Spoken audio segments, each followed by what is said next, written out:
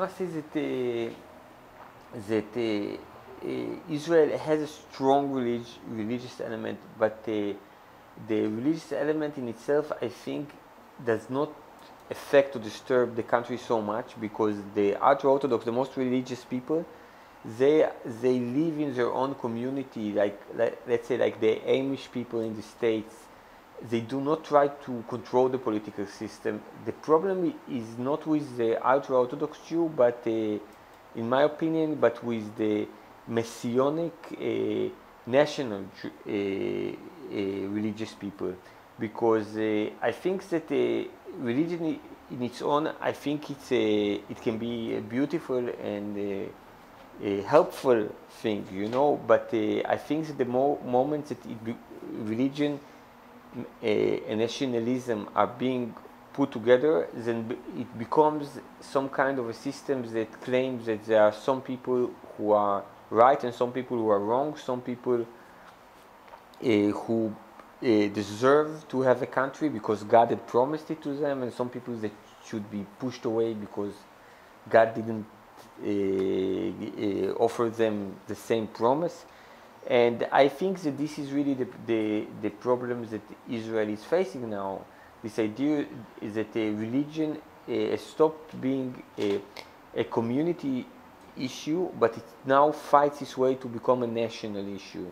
And you know, and as we see in the Islamic world, you know, with ISIS and Al Qaeda, the moment that religion and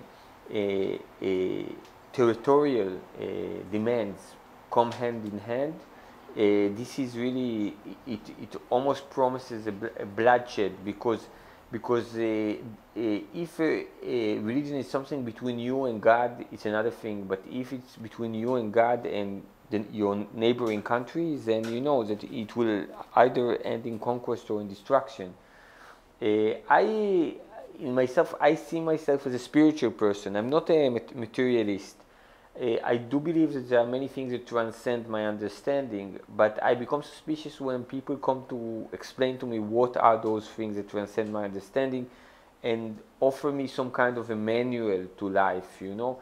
I think that, you know, that if there are higher entities, I doubt that, you know, that they would want us to fight each other for holy places, kill each other, sacrifice to them. You know, somehow I would want to think that such transcendental entities would have different views and ambitions.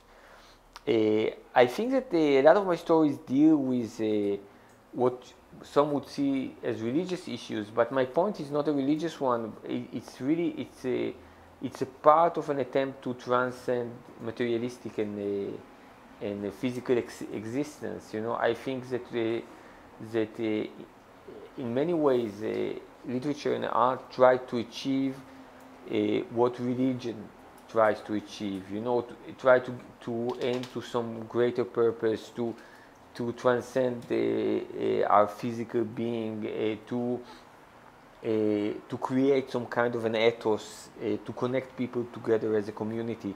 So if you would like to see it in such a way, you could see art as some kind of an